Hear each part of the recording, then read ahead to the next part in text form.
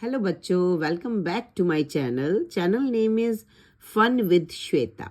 आज मैं आपको बताऊंगी। देखिए, सबसे पहले बच्चों की समस्या रहती है कि मैम हमें समास बता दीजिए।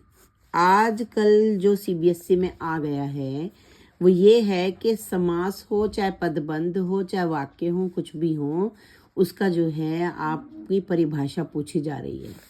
तो सबसे पहले समास की परिभाषा को जानने के लिए हमें ये सबसे पहले समझना पड़ेगा कि समस्त पद यानी कि पद क्या होता है। देखिए, सबको पता है शब्द एक अकेला शब्द जो स्वतंत्र होता है वो कहीं भी यूज किया जा सकता है।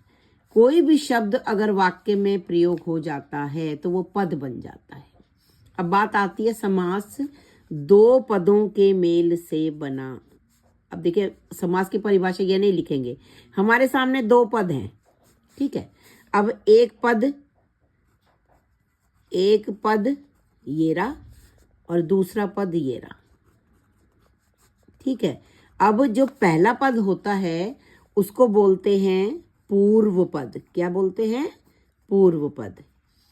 और इधर का जो पद होता है लास्ट का, उसे बोलते हैं उत्तर पद। क्या बोलते हैं? उत्तर पद, ठीक है। पूर्व पद और उत्तर पद जब इन दोनों को मिलाया जाता है तो इन दोनों के मिलने से बनता है समस्त पद। क्या बनता है?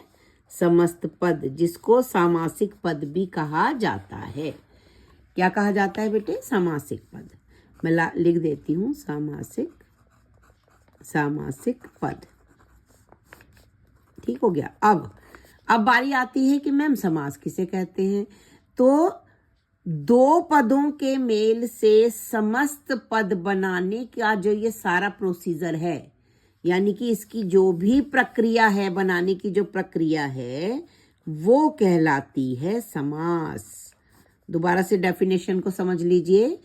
दो पदों के मेल से, दो पदों को जोड़कर जब समस्त पद बनाया जाता है तो दो पदों को जोड़कर समस्त पद बनाने की जो प्रक्रिया है वो क्या कहलाती है?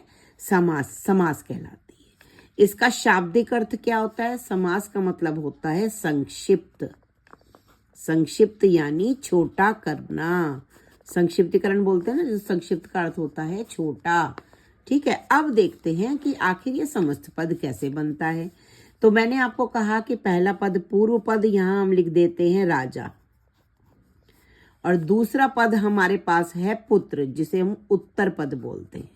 राजा पुत्र दोनों को जोड़ेंगे तो बनेगा राजपुत्र, ठीक है, राजपुत्र। अब इन दोनों को जोड़ने की जो प्रक्रिया थी जिससे हमने राजपुत्र बनाया वो क्या कहलाई?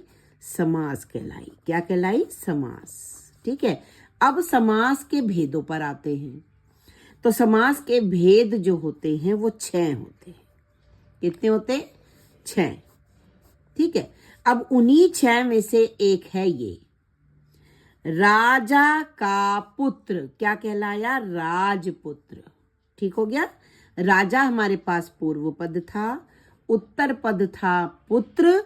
जब इन दोनों को जोड़कर बना समस्त पद यानी राजपुत्र, और इन दोनों को जोड़ने की जो प्रक्रिया थी, जो प्रोसीजर था जोड़ने का, वो क्या कहलाया? समास कहलाया। यानी कि इन दोनों को जोड़ने की प्रक्रिया समास कहलाई, ठीक है। अब राजपुत्र जो है समास के 6 भेदों में से एक भेद है जिसका नाम है तत्पुरुष समास, ठीक है। कौन सा तत्पुरुष? संबंध तत्पुरुष। अभी मैं आपको 1 बाय 1 बताऊंगी कि मैंने ये कैसे पहचान की कि यह संबंध तत्पुरुष समास है।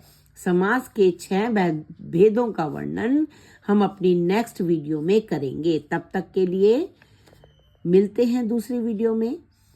दोबारा से एक बार रिवीजन करेंगे और आगे का प्रोसीजर स्टार्ट करेंगे।